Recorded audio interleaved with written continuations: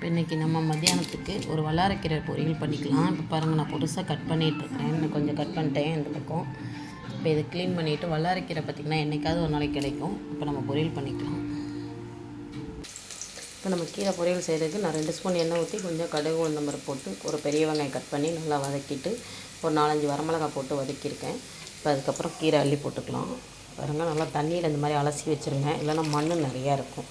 ஒரு தண்ணி விட்டு அலசிட்டு 2வது தண்ணி போட்டு வச்சுருக்கேன். கொஞ்சமாக கீரை அலசி போட்டேன், கொஞ்சமாக உப்பு சேர்த்துட்டு அப்புறம் மூடி வச்சுருவோம். இல்லை மூடி வைக்கட்டாலும் கூட பரவாயில்ல. வல்லாரைக்கீரை பாருங்கள், நல்லா பொரியல் ரெடி ஆகிடுச்சு. இந்த மாதிரி இருக்குது, சூப்பராக இருக்கும். இப்போ நம்ம தேங்காய் போட்டுக்கலாம். கொஞ்சமாக தேங்காய் துருவிட்டு அதுக்கப்புறம் இது பண்ணி இப்போ நம்ம தேங்காய் துருவி கொட்டியாச்சு. இப்போ கீரையை பாருங்கள், நல்லா சூப்பராக ரெடி ஆகிடும்.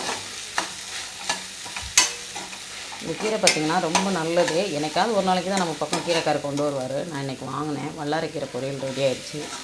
இது வந்து நம்ம குழந்தைங்களுக்கு, நம்ம என்ன சொல்கிறது, வயது பிள்ளைங்களுக்கெலாம் கொடுத்திங்கன்னா ரொம்ப சூப்பராக இருக்கும்.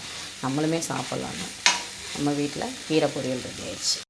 நம்ம வீட்டில் இன்றைக்கி கீரை பொரியல் பார்த்திங்கன்னா வல்லாரைக்கீரை பொரியல் தேங்காய் துருவி போட்டு சூப்பராக சிம்பிளாக நல்லா சூப்பராக செஞ்சாச்சு. நல்லாயிருக்கும். ஆனால் நல்லா க்ளீன் பண்ணிடுங்க, அவ்வளோதான். க்ளீன் பண்ணிட்டு தண்ணியில் 2 தண்ணி விட்டு அலசிடுங்க, சூப்பராக ரெடி ஆகிடும்.